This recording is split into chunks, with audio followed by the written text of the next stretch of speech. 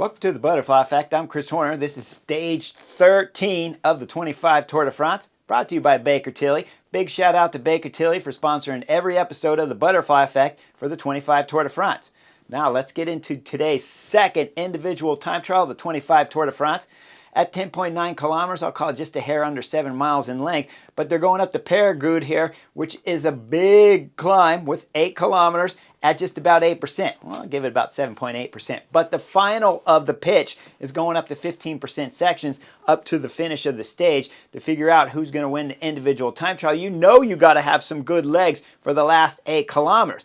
But today's stage is a little bit interesting because a lot of talk has been thrown in over there at Visma bike, especially when we're talking about Jonas Vingegaard, about what type of bike he's going to ride on today's stage 13. They've been hints that he's going to ride the TT bike, and pictures have been shown out there of him trying out TT bikes, but of course he won't tell the press anything. He wants to keep it all secret. So when we're talking about TT equipment, when you look at today's stage and you look at the last 8 kilometers of being almost 8% and 15% sections at the finish, I'm thinking it's a road bike for sure, but all the gossip has been TT bikes for Visma bike. Okay, let's go in and start looking at the first rider leaving the start line. That's Matteo Jorgenson there from Total Energy, and he'll describe the course for us as we watch him leaving the ramp. He takes off, got a couple little soft chicane turns there. Then he's going to get a few hundred meters into it. We'll call it about 800 meters. It'll bump up just a little bit, and then it goes down with a little bit of a dip, and it'll run that way just until we get into the first time check, where it's kind of flattens out and starts dragging up to the first time check. But then the last 8 kilometers, we start to climb. At this moment, when you're looking at Jorgenson and you see how steep the final pitches are, because at the 450 meter mark, he turns off to the left there, and then he goes up that little ramp, that steep little ramp, all the way into the finish, where he puts himself in the hot seat with the fastest time of the day of 30 minutes and 1 second. Well, Jorgenson's not going to hold it that long, but he's the first rider that went off, so he gets the hot seat. Next rider coming up behind him, though, that's going to be Jordi Meeus, coming in 27 seconds faster, so Jordi Meeus is in the hot seat. Now, the next rider coming up is going to be Johnny Milan. We see him leaving the ramp, and as Johnny Milan's out there, the sprinter in the green jersey, why am I covering him? Well, because Johnny Milan's going to cross the line in 7th. So, this is the green points jersey, and I brought it up in yesterday's Butterfly Effect that Johnny Milan gave away the intermediate sprints on yesterday's stage 12, and he did it on stages before that on stage 11 too. So Johnny Milan's not making up any points right here on the individual time trial, especially not with 7th on the stage. So you got to believe when you know Tadej Pogacar, Jonas Vingegaard, Remco Evenepoel, and especially all the GC guys battling up there to try to win here on stage 1, well, you got to believe Johnny Milan's going to lose some more green points to Tadej Pogacar when it's all said and done. But how much? So after we see the hot seat of Johnny Milan getting 7th and Jordi Meeus is sitting in there, we started going fast forward and up to Luke Plapp. Plapp's going to leave the ramp. He's the Australian national time trial champion, so he's going to throw everything into it. I'm not necessarily a fan of this, but he's wearing the TT national jersey, so he wants to put on a show, even though this is an 8-kilometer climb at the finish of today's stage. So it's not the wisest move in the book if you want a shot at winning stages later. And even we know for sure Luke Plapp will say after the stage that he's not going to win. So he'll agree with me, but he's going out there 100%. So we got to look at his time, because when he comes through the first time check, he's 1 minute up. We see Luke Plapp putting in massive pressure, and then we see him coming up to finish, and he's got his jersey all unzipped as he crossed the finish line, 2 minutes and 51 seconds to put himself in the hot seat right here. This is a legitimate time. He's going to stay in the hot seat for a long bit of time, but I want to point out that his jersey was unzipped.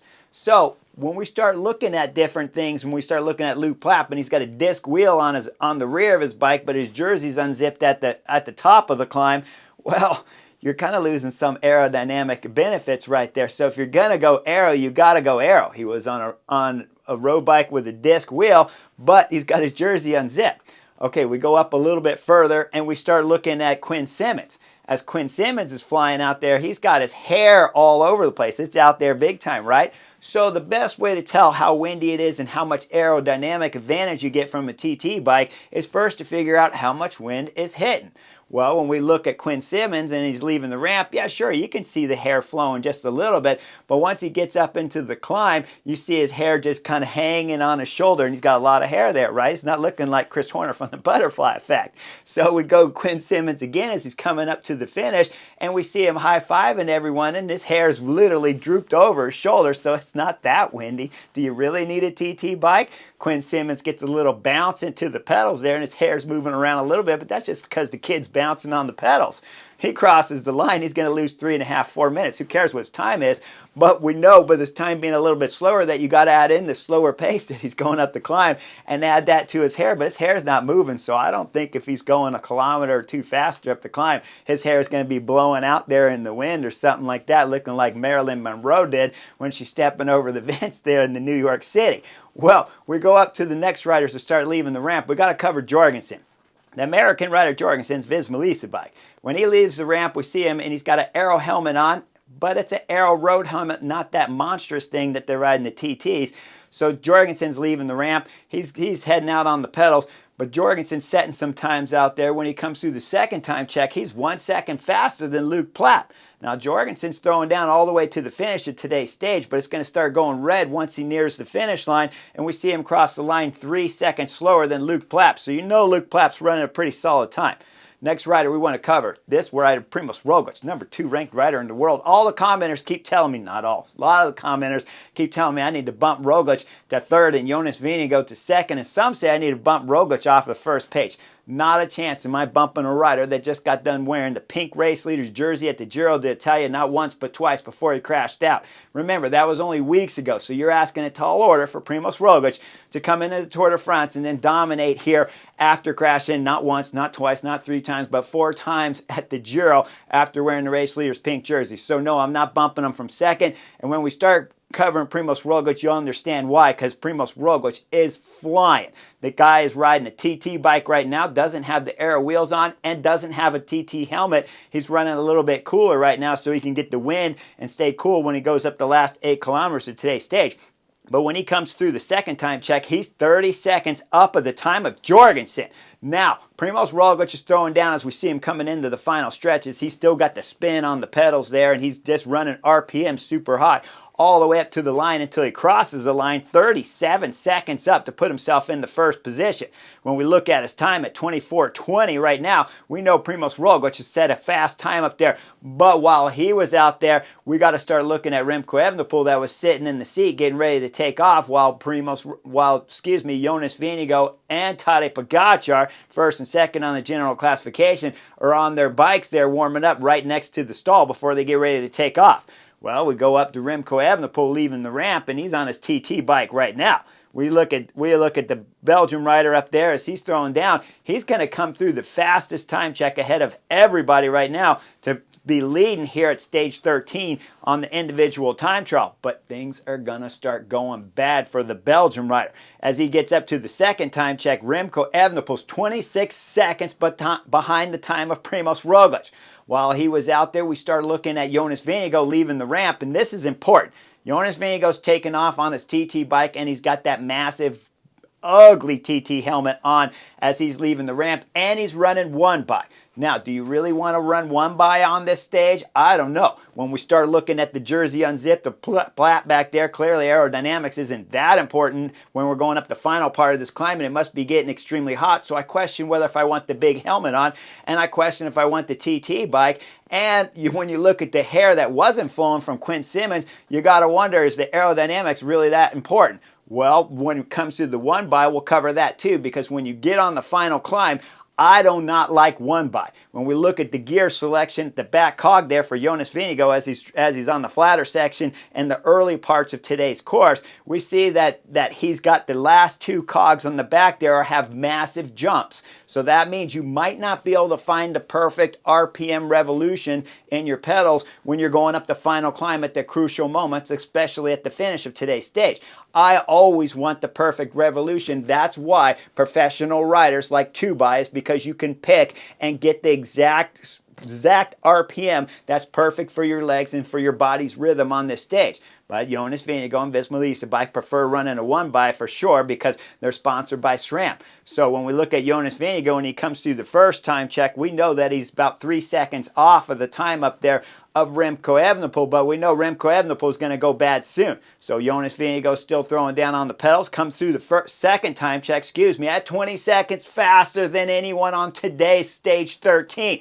That means Jonas Vingegaard's flying, but behind him, we got to look at the ramp. Who is leaving? It's Tadej Pogacar.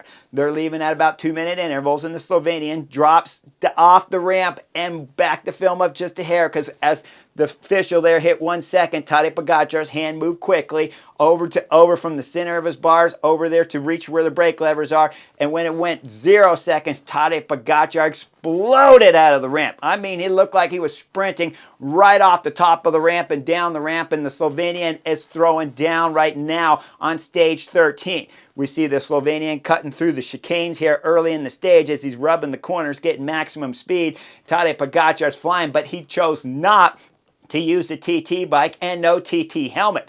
He's chosen to go just with the black bike. Supposedly the black paint's lighter than the white paint because there's less material in there or less lead in there to get the colors right. I don't know if that's true. That's what they're telling me on the commentators here when I'm watching it on Flow. So as Tadej Pogacar's flying up the road, it's not going to take very long before he's got green over Jonas Vingegaard. When the Slovenian comes into his second time check, he's 23 seconds up on everybody today's stage, and that means Jonas Vingegaard. So if he's 23 seconds up, the GC favorites right now are dropping time all over the place to Tadej Pogacar, who's running the big chain ring.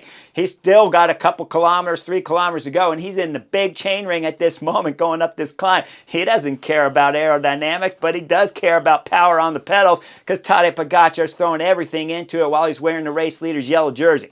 We go up to Jonas Vingegaard now, who's hitting at about 550 meters to go, and just in front of him at 450 meters going into the left turn, we see that that's Remco Evenepoel. So Remco Evenepoel's blowing a gasket right now on stage 13. Jonas Vingegaard can see the third place rider on the general classification just in front of him. So Jonas Vingegaard's throwing everything into it. You could be sure his director sportif on the race radios telling him the same thing. Go get Remco Evenepoel. He's just in front of you. We come into 150 meters to go. Jonas Vingegaard's almost locked onto the back wheel. 100 meters, 75 meters to go. He's on the back wheel. 50 meters to go. They're side by side.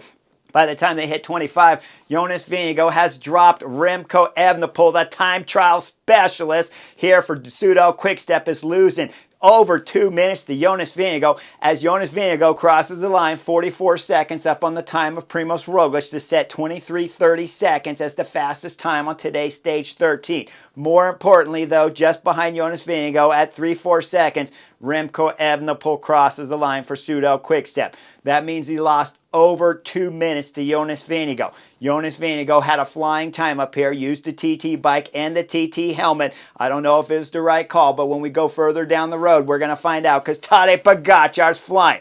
He's coming into about 450 meters to go as he makes the left bend off the main road. Now he's starting the final ramp. Tadej Pogacar starts throwing everything into it. The light is still green for the Slovenian right now, and it's green by over a minute. So Tadej Pogacar knows with every stroke of the pedal, he can gain more and more time on the general classification favorites and wrap up the stage. As we see Tadej Pogacar gritting his teeth, trying to get the final power out of his pedals, he crosses the line 36 seconds faster than Jonas Vingegaard with a time of 23 minutes flat. Now, when we break it all down, Tadej Pogacar wins today's stage. This was a massive win, and it gives him, on top of more time over Jonas Vingegaard, Remco Evenepoel, who still managed to be third on the general classification when it's all said and done. But Lipovitz had a solid time, top 5, to put himself that much closer to Remco Evenepoel for a podium position here on the general classification. So the battle, when we start looking at Remco Evenepoel and all the way back to Primoz Roglic, these guys are just a minute and a half separating these guys. So there's a battle, of course, for the third place on the general classification. Jonas Vingegaard showed that he has some form to keep second on the general classification. But Tadej Pogacar, UAE team member, smoked everyone to grab another stage victory here.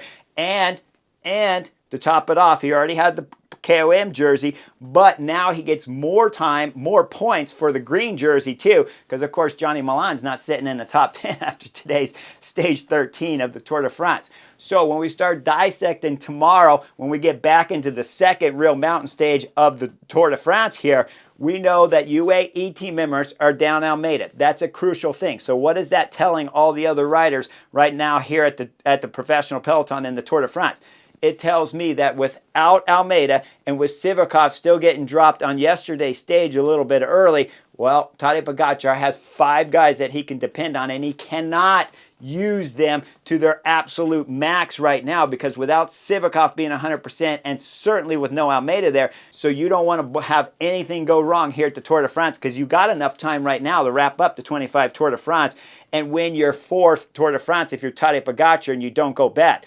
What I do know right now at this moment is when we look at yesterday's stage, Tadej Pogacar went exceptionally well. We know he won the stage. But what was the big thing that you take out of yesterday's stage is out of the 4 GC favorites on the first page, sure, Tadej Pogacar was his magnificent self. There's no doubt about that. I don't think he went another level above, because I don't know if you can go another level above what Tadej Pogacar can do. But Jonas Vingegaard faltered on yesterday's stage. Remco Evenepoel blew up. Primoz Roglic has not arrived at his top form since the crash of the Giro d'Italia. So these 3 riders have gone worse. Tadej Pogacar has stayed the same. When we look over at the classic riders, Wout van Aert, same scenario there. He has not been his best self, but he looks like he's been getting better. And Matthew van der Poel's on top form here at the Tour de France. That's why he's wearing the race leader's yellow jersey in the first week, early days, day 2 that is. And so we know out of the 6 riders on page 1, there's only 2 that are riding good. So Tadej Pogacar just needs to keep everything steady, which means tomorrow's stage up to Tourmalet, the first climb, is an important stage, because when we look at Lidl Trek, that gave away green points yesterday and the day before and couldn't get any on today's individual time trial. With the first 80 kilometers, Lidl Trek, you guys have to keep it all together so that you can gain 20 points for Johnny Milan at the first sprint point competition. The only other way you can play it is if a break was to go up the road, and it would have to be a big break that immediately gains 10 minutes, because even if they're sitting at 5 minutes and UAE team members decide to pull things back, they can pull it back. Tadej Pogacar wins the stage. And in the green jersey is going to be a question mark whether or not Johnny Milan can take it all the way here at the Tour de France if Tadej Pogacar wins 2 more stages, 3 more stages, if not 4 more stages, because who knows how many the Slovenian can win. But we know UAE team members might not want to defend the jersey tomorrow, so that means the break is going to be difficult to cover, because everyone should be thinking, hey, a break could go up the road. If I'm Visma Bike, I am no longer racing for first place at the general classification as my #1 objective. I am trying to get somebody in the move like Simon Yates did that won his stage and try to win many stages, because if I bring you back to the 23 Vuelta a España where Remco Evenepoel dropped after Sepp Kuss was wearing the race leader's yellow jersey, and he dropped and blew up spectacularly. Remember, he came back to win multiple stages of that Vuelta a España and the KOM jersey, and by the end of the Vuelta, Remco Evenepoel and Soudal Quickstep were happy with their results. So if you can't win the general classification with Jonas Vingegaard, you have to send riders up the road, and you have to be trying to win stage victories here at the Tour de France. You got to try with Jorgenson, because he's still about 10 minutes down on the general classification, so he should be given some kind of time now. You have to win with Wout van Aert on the medium mountain stages and maybe blow the peloton up so you don't have any sprinters there, which is going to make it even harder for Johnny Milan. And on the mountain stages, you have to go Simon Yates. You have to, of course, go with Thies Benoot, who's climbing good, and you have to go with Sepp Kuss and Jorgensen to try to win those mountain stages. So Visma Lease can salvage multiple victories here in the final week and a half here of the Tour de France and still be guaranteed a second on the general classification, and hope UAE team members do some knucklehead move back there that puts the neck of Tadej Pogacar out on the line and you can chop it off. But you do not force to chop it off like Visma Lease have been doing throughout the first week and a half. pulling Tadej Pogacar, the best rider in the world, around left, right, and center throughout the first week. And then he hammered you guys, as we know that now that Jonas Vingegaard's form's not as good as he had hoped it was, and told us all that it was better than Dauphiné. It is not better than Dauphiné. It's the same, because we saw Lipovitz, of course, riding on the heels there of Jonas Vingegaard on yesterday's stage. So Jonas Vingegaard's form's not 100%. So right now, Visma Bike fighting, of course, for stage victories. Second place, stay on Tadej Pogacar's wheel and hope that something happens naturally just because of the natural efforts at the 25 Tour de France. Hopefully they're fast enough and Tadej Pogacar has something go wrong tactically with his moves, with his maneuvers there, and his teammates, because he is hurting still with a smaller team, because if Visma Bike didn't pull him around throughout the whole Tour de France, he might not have had so much help like Jonathan Narvaez leading him out when we go back to yesterday's Oudacom stage. Like and subscribe. The next stages should be a shark fest with blood in the water. Breakaway riders going all over the place. Can Lidl-Trek control it? Can Visma Bike win some stages here at the Tour de France? Will Tadej Pogacar hold on to the race leader's jersey? That's probably the one that's easily answered right now. But like and subscribe, and I'll see you guys for the next edition real soon.